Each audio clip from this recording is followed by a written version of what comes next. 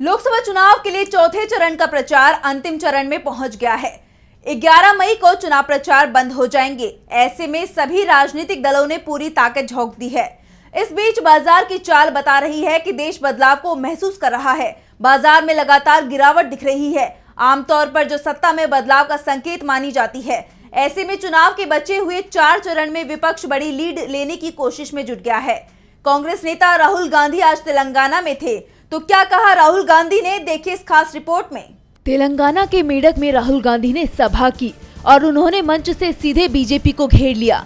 राहुल ने कहा कि लोकसभा चुनाव दो विचारधाराओं के बीच में है। एक तरफ कांग्रेस पार्टी और इंडिया गठबंधन है जो संविधान को बचाने में लगे हैं, तो दूसरी तरफ नरेंद्र मोदी, बीजेपी और आरएसएस है जो संविधान को खत्म करने की कोशिश कर रहे हैं।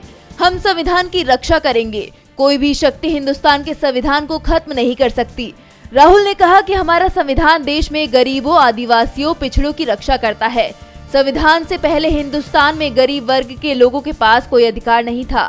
संविधान की किताब आपके दिल की आवाज है, जिसे कांग्रेस पार्टी और हिंदुस्तान के करोड़ों लोगों ने लड़कर हासिल किया है। लेकिन बीजेपी के लोगों ने साफ कह दिया है वो संविधान को खत्म कर देंगे।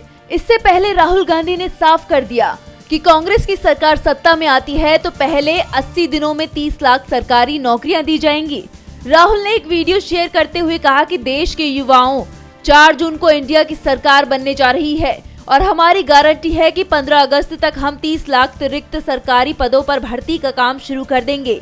नरेंद्र मोदी के झूठे प्रचार से भटकना मत, अपने मुद्दों पर डटे रहना।